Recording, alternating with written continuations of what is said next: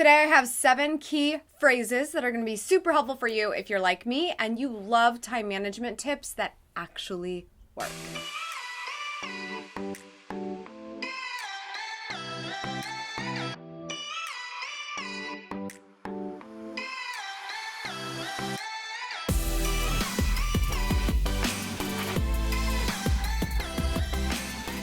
Good morning, good life. Welcome back to AmyTV, where we come together to help you go after the life you want. Becoming an expert in time management means having some pretty difficult conversations, some of them with other people, some of them with yourself. So to help you prepare for the challenge, today I have some phrases I want to talk about that will be very important for you to keep in mind as you start taking action toward protecting your time. Number 1, calendar blocking. If you have been a friend of mine for a minute, this is by no means a surprise. The reason that this is such an important phrase and number 1 on the list for you to keep in mind with time management is that when you start looking at a task list differently, not as a list of things, but things that take time, and start to understand when and where and who that's going to be the case with, blocking that time on your calendar when it is something that you need to do is a great way to actually make it happen. You're taking something that's just arbitrary and something that maybe popped into your mind and you wrote down, and you're turning it into an action step of when am I going to do this and how long is it going to take. I like to use calendar blocking because there are many things that I have to do in my life and in my business, and I like to look at things as chunks of time on the calendar,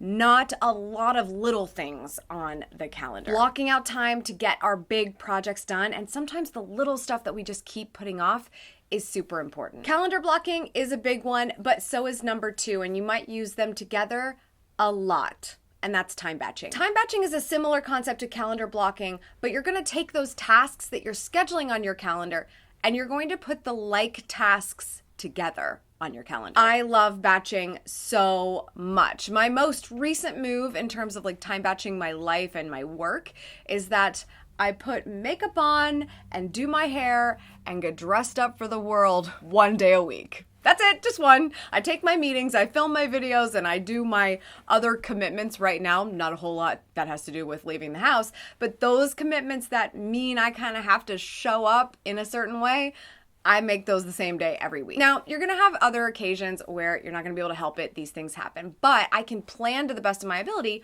when I have to make a video or when I have to have a Zoom call or anything like that. They should all be on the same day. You may not want to batch according to when you put makeup on or do your hair. That might not be relatable to you, but you might batch other similar tasks together based on why they are similar. Maybe it has to do with commute time, or maybe it has to do with using the same tool in order to make it happen.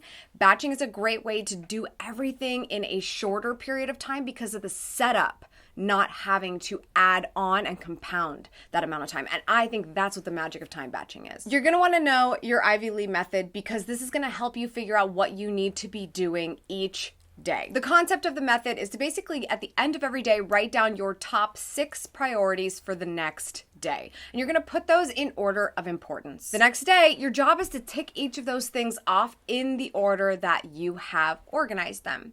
There may be a situation where something more important can't happen first thing in the morning, but arguably the thing that you knock out first thing in the morning, it might be the hardest task of all. So kind of gauge importance based on what is on your list. But this is where you're going to find calendar blocking and time batching very useful, because if you've done a good job of planning, then your Ivy Lee method should make a lot of sense based on what you've batched for the next day or what different blocks are on your calendar.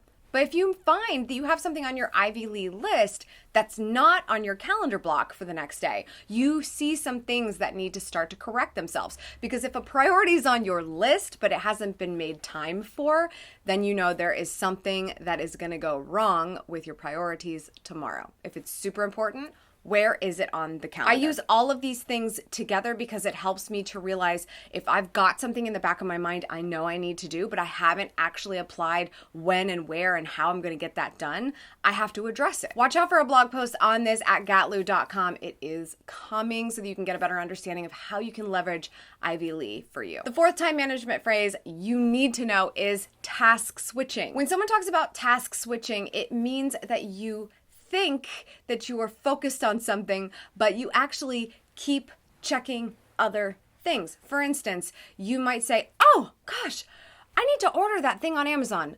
I do that a lot. And I open Amazon and wow, there's so much stuff happening on that front page of Amazon. So many recommendations that are just perfect for me. And then I find myself down a rabbit hole shopping for my latest beautiful water bottle. That is one example of task switching where you could have just written down maybe in a bullet journal on a sticky note or put it in your notes tab, don't forget to buy X thing from Amazon so you don't fall down the rabbit hole of the app. Social media, this happens all the time. I specifically do this masterfully with browser tabs. I will open up a tab every time I think about something I need to do. That's a terrible idea because then I will see it and I will look at it and I will start to do the thing I think I need to do, but I'm interrupting the task that I was doing before it. Task switching is something that you definitely want to avoid when you are trying to make the most of your time, when you're trying to focus on getting something done. So keep in mind, let's say you're in the middle of a block on your calendar, you're getting something done, something that was on your list of priorities for the day, and you start adding task switching possibilities into your life, you're not as likely to get that thing done, much less get to the rest of what's on your list for the day. So anything that you can do to prevent task switching is a very good idea. And I'll have a suggestion here for you today as well. The fifth time management phrase you've got to know is delegate. This one has been so hard for me because I have typically been of the mindset of, if you want something done, well, you gotta do it yourself. But the problem with that is that I don't have unlimited hours in the day. I don't have unlimited energy throughout the day. And I would like to hang out with my husband and just like kind of sit around at some point. Delegation is looking at a list of things. Let's say you're about to batch your day tomorrow and you're trying to say like, okay, well, this is a top priority, but it doesn't fit with what I'm doing and it may not be something I have to do. This is where delegation can come in. Maybe it's a task around the house you can ask someone else in your household to do or hire somebody to do. For me, it has a lot to do with tasks in my business. We have little things, we have big things, we have money-making decisions, we have very non-profitable decisions, but we still have to make all of these moves. We have to do all of these things. And figuring out who the right person is for a task and delegating it accordingly is so big. And it is magical when you have mastered this in time management, whether you own a business or not. The sixth phrase that you absolutely must know when it comes to time management is the Pomodoro Technique. I absolutely love this because sometimes I know I have to start a task and I'm hemming and hawing over it and I don't want to do it and I've been putting it off.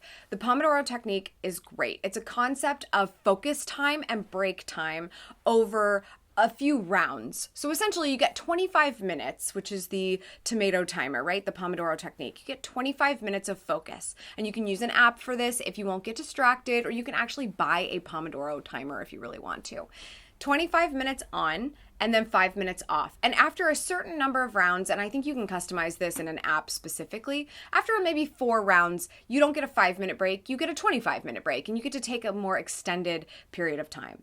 Having these 25-minute rounds of focus is better than like 1 hour, 2 hours straight, and you're just like drilling yourself to get something done. I am way more focused when I use this technique. It's kind of a gamification thing because I will look at the end of the day and be like, how many Pomodoros did I get? Did I get 4? Okay, that's like 4 25-minute rounds. Or did I get 8? Like that feels really, really good. And instead of thinking like, ugh, I worked 8 hours today, it's like I had 8 25-minute blocks of uninterrupted focus today. Like to me, that's much more productive than trying to log as much as possible and making yourself crazy. And the seventh and final word for today that I think you need to know when it pertains to time management is no. We are going to have those difficult conversations, especially with ourselves. We try to convince ourselves we should do something and not delegate it. We try to convince ourselves we can get 50 things done today instead of 6. We're going to convince ourselves that our child is right and we have to do what they want right now. Otherwise, this is all they're going to know in their adulthood, that we were a terrible parent because we would not sit down and play right this second. No, that's not okay.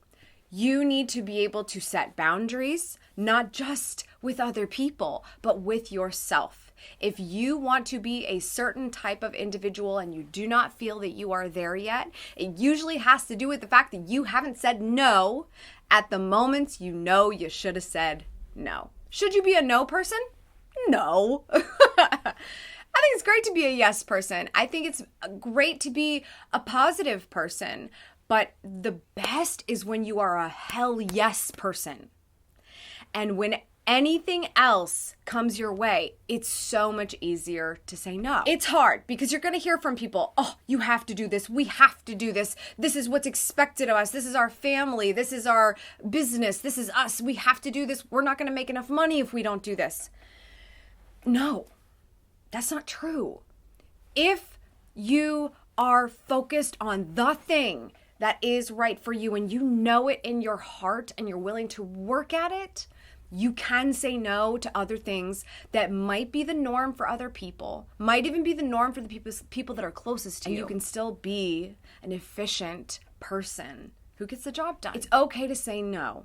It's also okay to say not right now. Give this video a thumbs up if you need a little bit of extra help on the no front. I think we could have a longer conversation about this, and I would love to chat with you about it here on the channel. So tell me that with a thumbs up if we need a little bit more coaching on that front. If you're still struggling a little bit with how to set and stick to your priorities, then you might want to check out my Patreon this month. My Tier 3 members of Shine Squad are going to be getting a special training on how to organize your priorities. So check out the link in the description if that is something that you're interested in. Question of the day: what is the toughest thing about time management for you? Share that in the comments below. That's all for today. Thank you so much for tuning in. I appreciate it as always. Remember, subscribe for good vibes, kiss the ones you love, and go after the life you want. Cheers.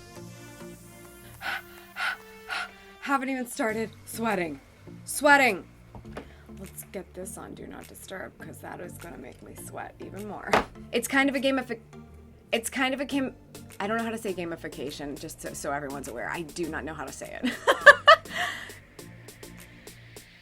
Oh yeah, I could turn this off now. Okay, bye.